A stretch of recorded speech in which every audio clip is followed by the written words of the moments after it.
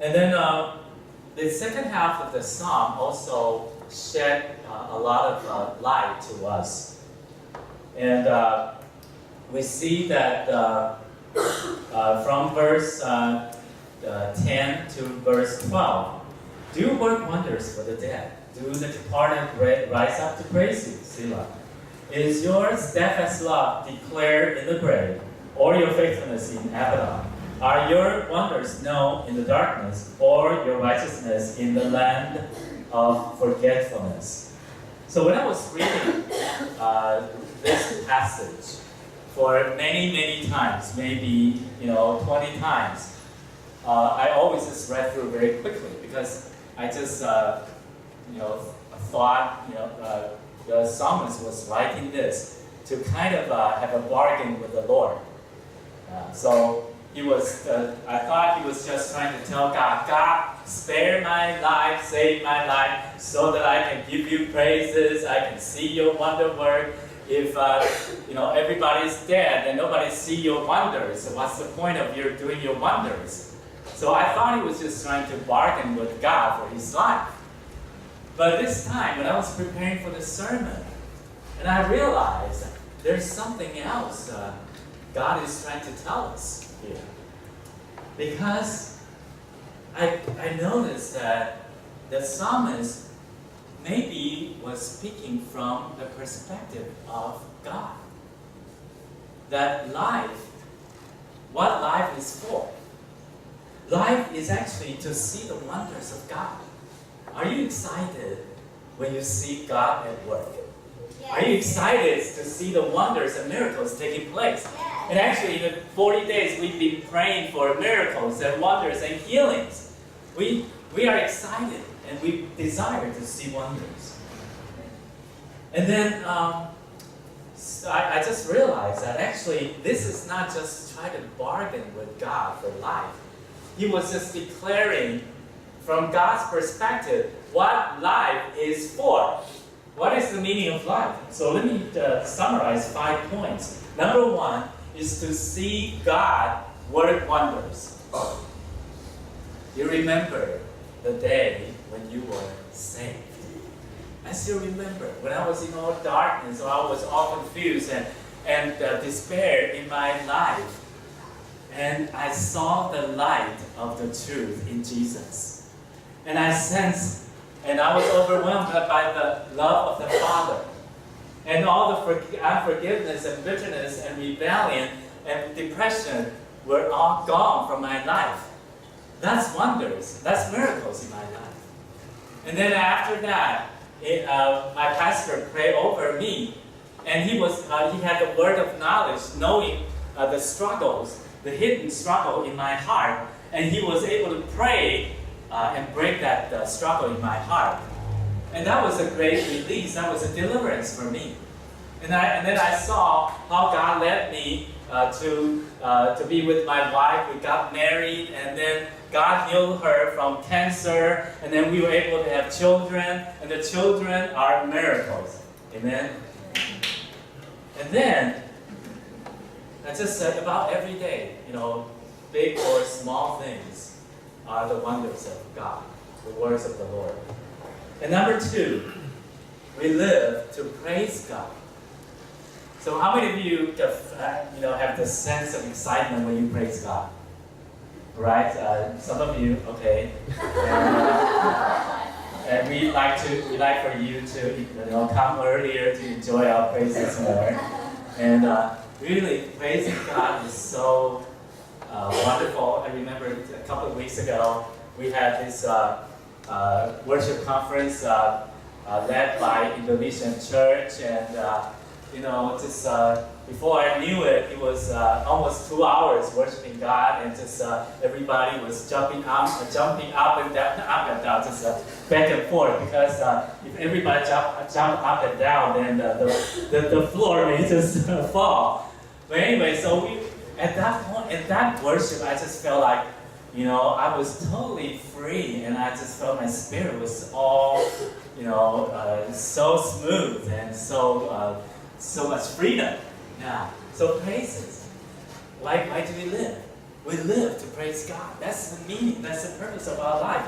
To see Him at work and give Him praises for who He is. Number 3, we live to declare God's steadfast love. How many of you love talking about God's love?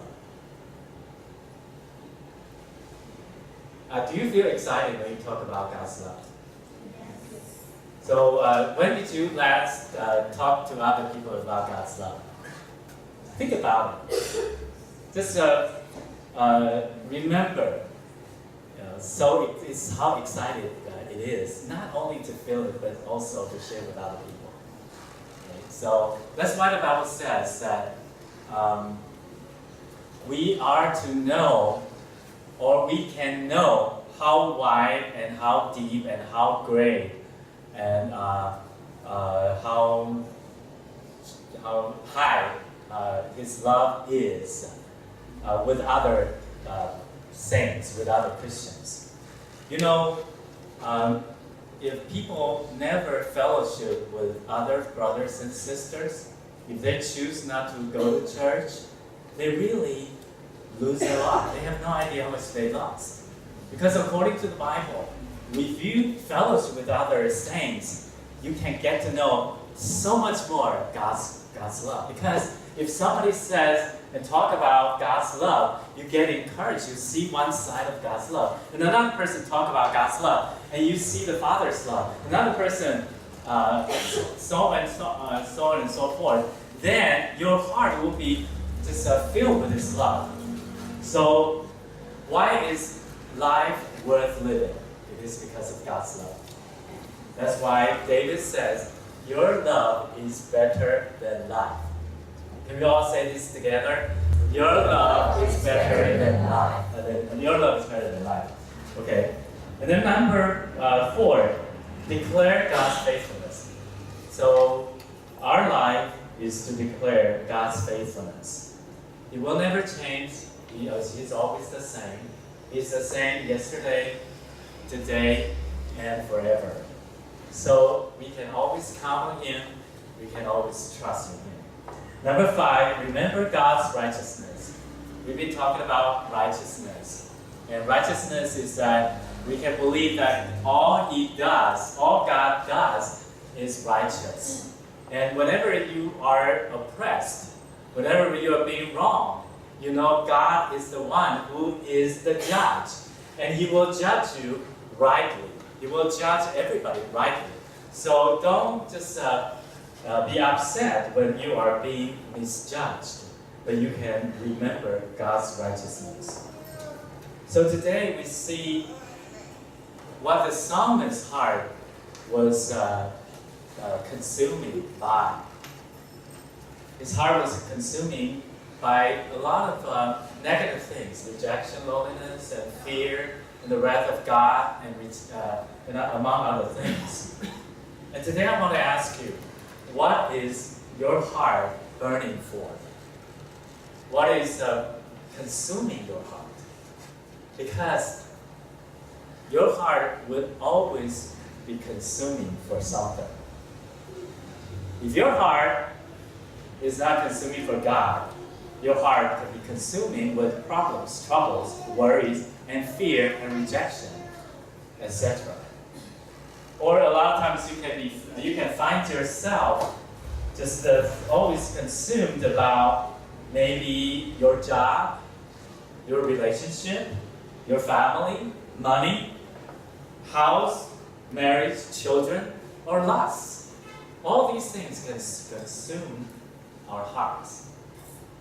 So it is your choice what you want your heart to consume by, to be consumed by. And the interesting thing is that when you look at the wood on fire, before long, all the wood will be burned to ashes. Okay? So if your heart is being consumed by these things, and you would end up with only ashes. But there is one fire that would not consume the wood. remember Moses' encounter with God. Remember, there was a bush caught on fire, and then that caught Moses' attention because he never seen anything like that. And then, although the fire was on the bush, but the bush was not being burned down. So he was pretty amazed. At that point, God spoke to him and saying that, take off your shoes, this is holy ground. So there is one kind of fire that can consume but would not burn you to ashes. That is the holy passion for God. So when you do the things that we just mentioned, you see God's wonders. You praise Him for His steadfast love. You declare His faithfulness and His righteousness. Then your heart will burn with a holy passion for Him. And that will not turn your heart into ashes or emptiness, but that will cause your heart to even grow stronger and stronger. It is your decision. It is your choice. Yeah. What do you want your heart to be consumed by? And in the past weeks, as we have been fasting and praying, and there's one thing that I've been praying for. My prayer is that, God, I want my heart to simply burn for you. I want my heart to be so occupied by the passions for you that everything will become light. Everything will lose its light. Nothing can occupy my mind, and everything will yield its way to that passion. And I pray that every one of you, your heart will be ignited by the holy passion for God, for His kingdom, for His righteousness, and for His word. Let's pray together.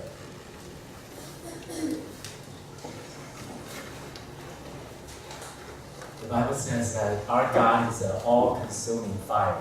A lot of times when we see this passage, we refer it to as God is a God of judgment. But also in another sense, God is a God who has such a passion and such a love for us, to the extreme that He's willing to send His only Son to us as a sacrifice for our sins. That is wild, that is crazy. But because of His heart burning for this passion for us, He is willing to pay that price for us.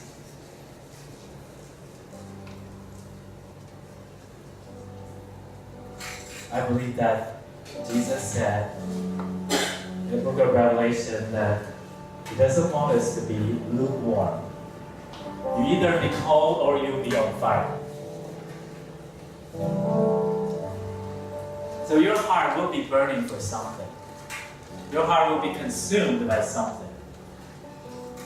What is your heart being consumed by right now, this moment?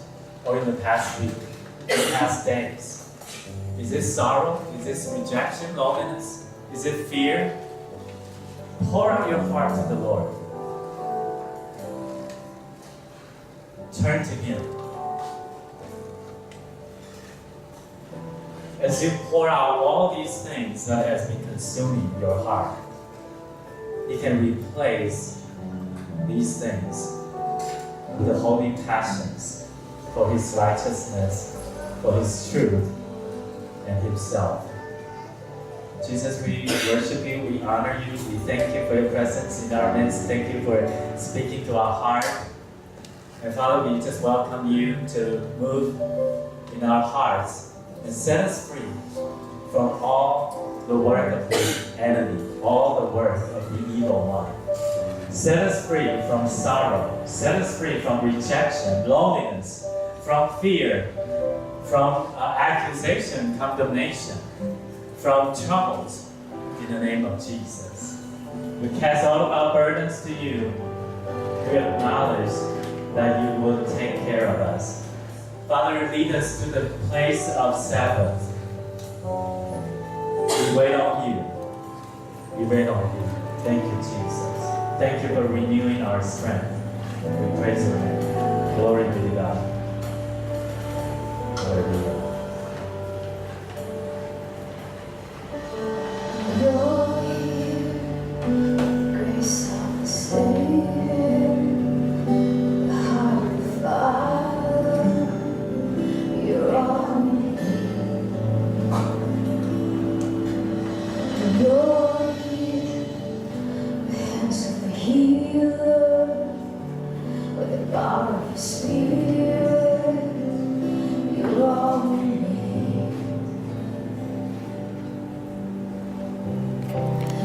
From Psalm 88. And according to our Bible study plan, the whole church had studied this psalm last week. So if you don't follow the church's Bible study plan, you're welcome to get a Bible study plan at the back. And then every day we study one chapter. And if we follow the study plan, and you will be able to finish the whole Bible in 3 years. I know a lot of people have been a Christian for a long time, but never have been able to finish reading the Bible. So this is a great opportunity that we walk together through the Bible together, okay? So the Bible study plan of the whole church is at the back. And for this year, so far, we have been on the book of Psalms. We all know that there are 150 of them, so it will take us more than 150 days, which is more than how many months? 5 months, okay? Which is actually a little bit more than 5 months. But anyway, so today I'm going to share from Psalm 88.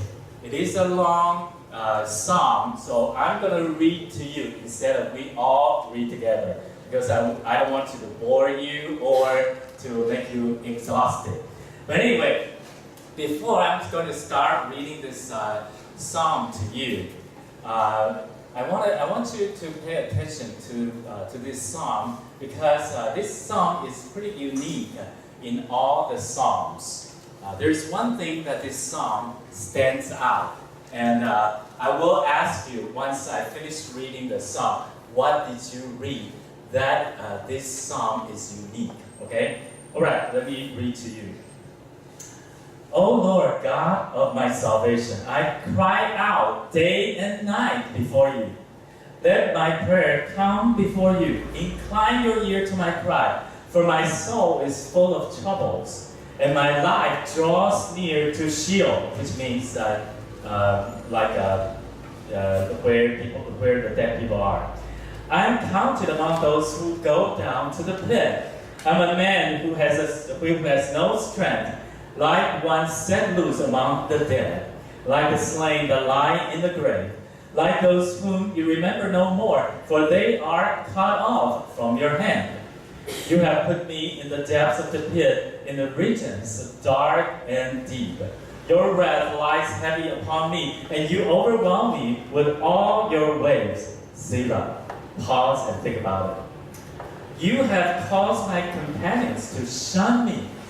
You have made me a horror to them. I'm shut in so that I cannot escape.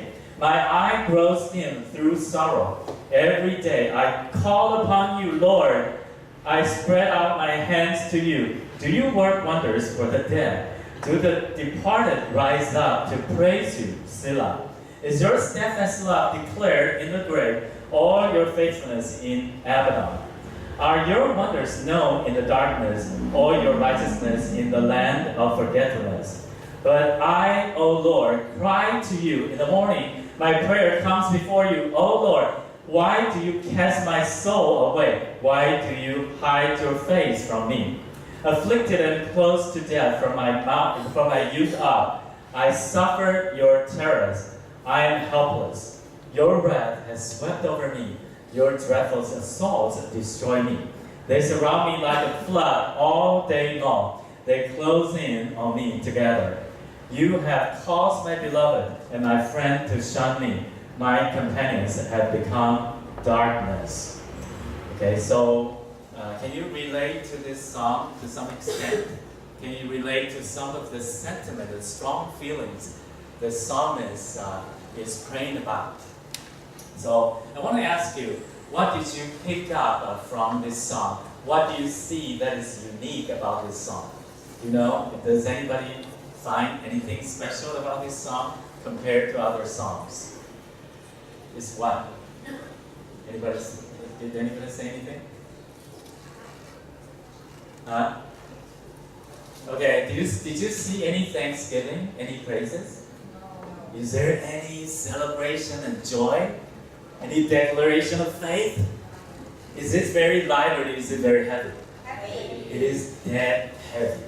Okay, very serious in this song. So as far as I know, I discovered it seems to be the only song among the 150 that is without any praises or thanksgiving. And it seems like it is almost hopeless in this psalmist's heart. Okay, and when you look at the Bible, you know that this song is a song of the sons of Korah. The sons of Korah, they are basically the people who are among the Levites, who are worshippers. So they were born to be worshippers because of their ancestors were worshippers. That's their destiny. And the person who wrote the song is Heman. I don't know if this is right pronunciation. Heman. It's not a superhero. Okay, just imagine it's He-Man or Herman. I don't know how to pronounce it. Let's say it's He-Man. Okay, and maybe that can lighten you up a little bit. Okay, so He-Man. Well, basically in the song, you can pick up a lot of clues. So his situations. A lot of times. You don't really have to always look to the commentary to know the background or the story of a certain chapter of the Bible. There are clues actually already in the text that tells you the story. Okay, so the story of Heman was actually that ever since his childhood, he has been going through a lot of afflictions or sufferings. Even has some close to death experience.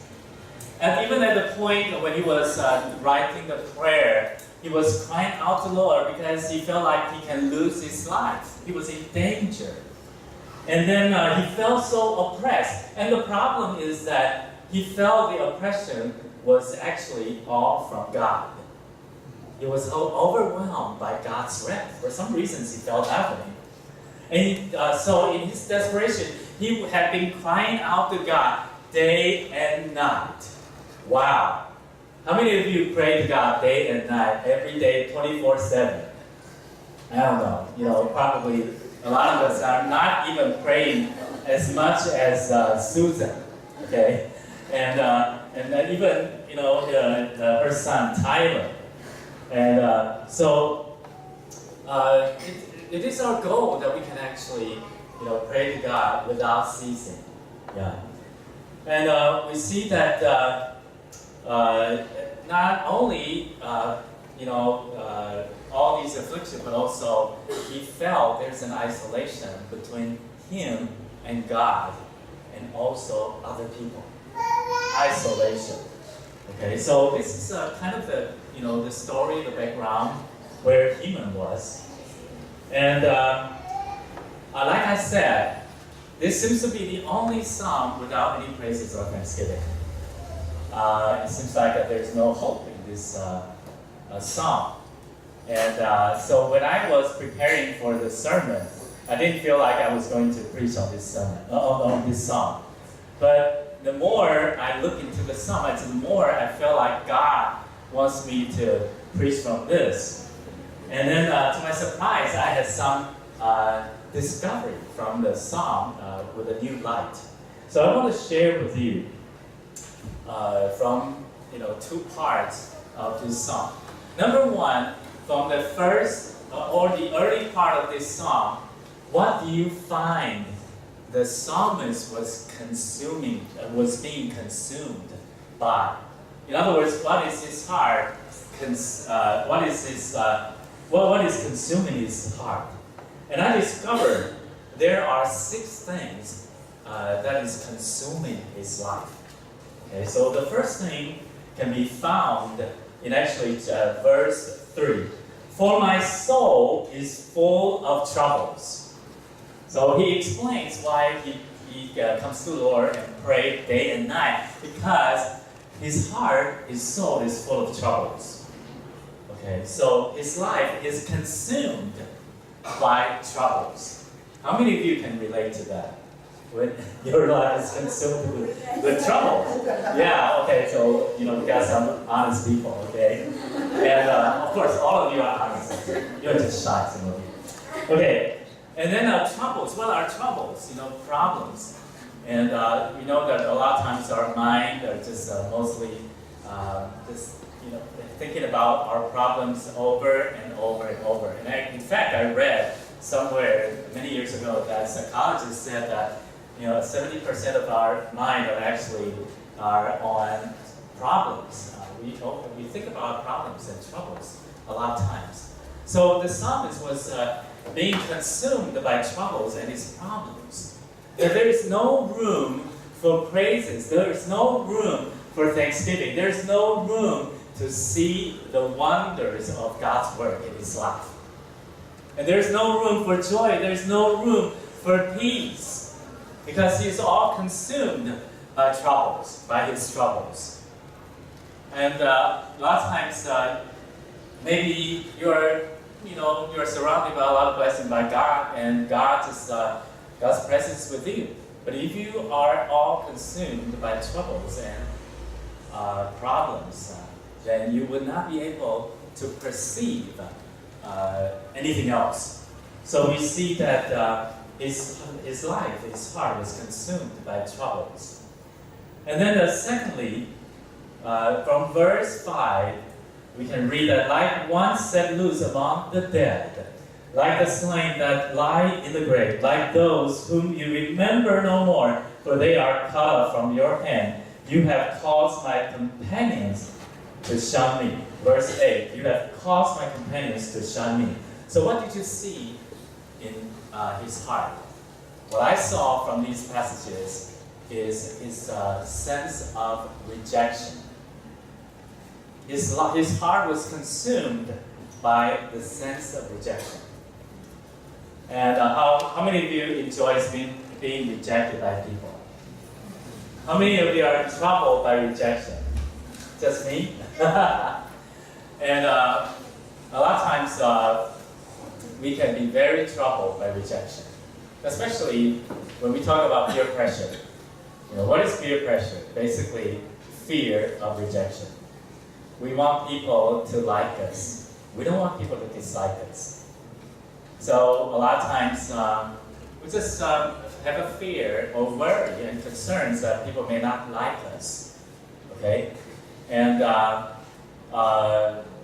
the reason we feel that people may reject us, not only because you have the wounds from past rejection, but also it could be because you have a mentality rejection. So what is mentality rejection? Mentality rejection is that, I don't work, I'm not lovely, I'm not likable, I'm not worthy to be loved or to be valued. So I'm not going to ask you to raise your hand this time.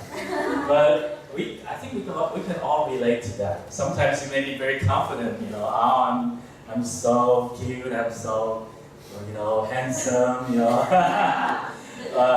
so good looking, I'm like the sunshine. And but a lot of times we still troubled by this kind of a rejection mentality. And so we know that if you carry this kind of mentality around, and people can sense that. Just for example, you go to a group of people, and and then you just thinking that nobody's going to like me, and I'm going to be rejected by people. So you just walk around looking rejected. And do you think people will like you and accept you? Of course not, because you already expect rejection. So what do you get? Rejection. Okay. So for us, we can be easily consumed by rejection. Okay. So this the same thing happens to the psalmist Heman. He just felt like, although he was a Heman, but he just felt as, he wasn't too popular.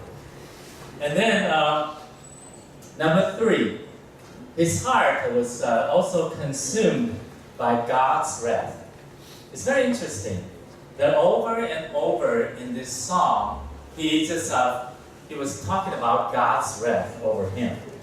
Verse 7 says, "Your wrath lies heavy upon me, and you overwhelm me with all your waves." Your waves of maybe punishment, maybe anger. So he just felt like God's anger was all over him. But we know from other Psalms that it says that his anger is momentary. It's only overnight. And his grace lasts forever. Amen? So we need to be convinced that we may make mistakes. And sometimes even cause God's anger. It can happen. Although it doesn't happen very often, because the Bible tells us God is slow in anger. Amen? So, to be honest with you, it's very hard to irritate God. And you're not so powerful to make God mad all the time. So just don't think that God is always mad at you, okay? And so we know that from the Bible, we know that our Father is slow to anger. And even when He is mad, it is only overnight, and His grace lasts forever. But somehow, this psalmist just felt that God has always been mad at him. And that is consuming his life greatly and consuming his heart. Because God is so great. He's the Lord of all. How can you stand if He's mad at you all the time? And he's either deceived or he is overwhelmed by the sense of guilt in his life. And so we know that if it's a deception, if it is not true, then we need to renew our mind with what the Bible says about God, instead of just keep believing the lie that God is angry at you. Or if you are troubled by the sense of guilt, then you need to repent to God and ask for forgiveness, and then receive forgiveness from the Lord, and you can be free from any sense of guilt. Because Jesus died so that we will not suffer from the sense of guilt or shame anymore. If you still carry shame and guilt around you, then you are not really believing in the salvation of Jesus. Amen? Because that's the gospel. That's the gospel that Jesus has taken away all of your sins, your guilt, and your shame. Okay, so number 3, Heman has been consumed by God's wrath. And number 4, what is his heart being consumed by? Verse 8 says, "You have caused my companions to shun me. You have made me a horror to them. I am shunning so that I cannot escape." So here you see that his companions, his friends, and even his families shun me and escape from him. So you see the picture of loneliness. You see the picture of isolation. So his heart was really consumed by the sense of isolation and loneliness. And earlier, Susan talked about how she felt loneliness growing up, even when she was a little child. But the amazing thing is that in the middle of all that, God had been with her. And we know that ever since we were in the womb of the mother, God has been with us. But we didn't know God was with us and we didn't know we can talk to Him. But Susan already had the privilege to know that and actually practice that. And so we know that loneliness is something that can be very overwhelming and detrimental.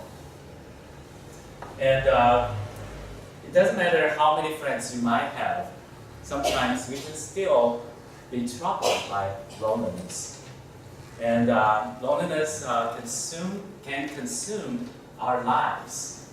We can feel that you're all by yourself, which is a lie. And you can feel like, nobody loves me, and I don't know how I can share my heart to, who can I turn to. So you may have this kind of loneliness. And then just recently, Kevin sent the men's group an article. And this article is about loneliness. And it said, you have no idea how many people are suffering from loneliness. And you have no idea loneliness can be a killer to your health. In other words, a lot of people, they suffer in their health because of loneliness. Because of loneliness, they feel separated from other people most of the time. And they feel sad about themselves. And there can be some self-pity. There can be just feeling sad, like all that kind of sentiments, negative sentiment. And that can cause your brain to have hormones that is actually detrimental to your health. So a lot of people who maybe have depression or hypertension or just different kind of physical manifestation because of loneliness. And the article was talking about middle-aged men especially. Middle-aged men because they're busy at work. And because they have to spend time with the family during their leisure time. So although they may seem to be surrounded by many friends, but actually their hearts can be lonely. Okay? So when I was reading this article, I was thinking, I can relate to that because I'm more than a middle-aged man. Yeah. And approaching old, okay? And then I'm a pastor, and I've been told that, pastors can be very lonely.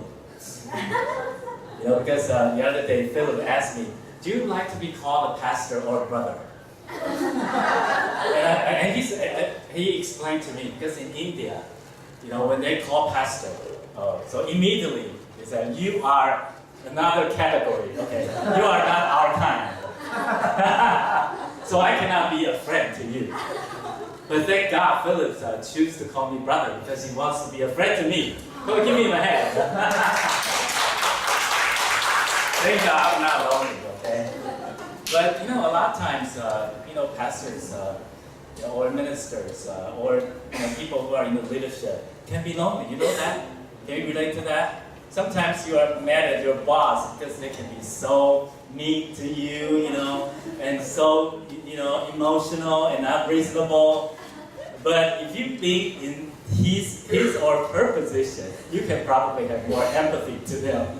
Because leaders sometimes can be lonely. They will boss around and tell you to do what, but actually they need friends too, just like you do. And but when they're in that top position, it's hard for them to make friends and to make real friends. But all I want to say is that loneliness is real, and it sometimes can really consume our heart.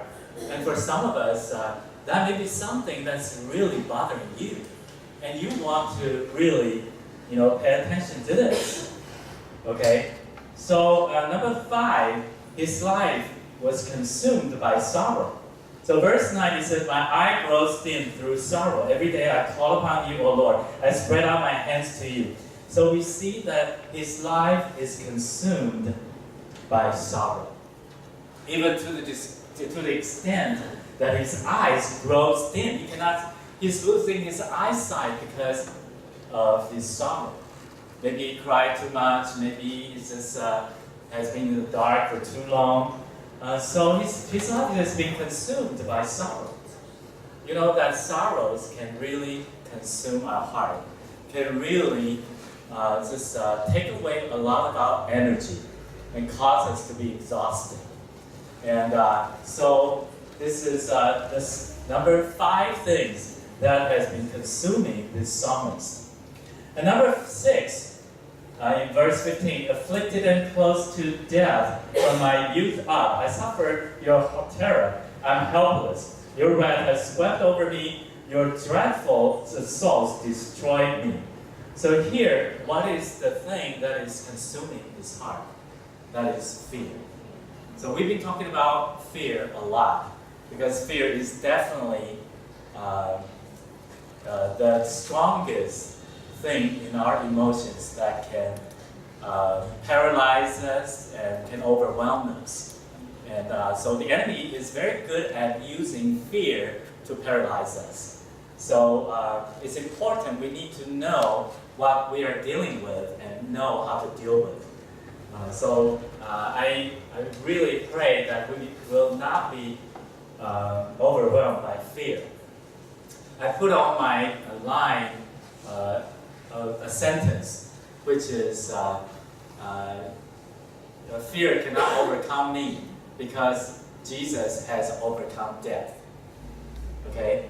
Fear can no longer overcome me because Jesus has overcome the greatest enemy of my life, which is death, which is what we're going to celebrate next Sunday. And actually, we celebrate Jesus' resurrection every day. And every Sunday, we are celebrating his resurrection power. But the psalmist was overwhelmed by fear. His heart was consumed by fear. So here we sum up what we have been talking about, the things that consume the heart of Heman.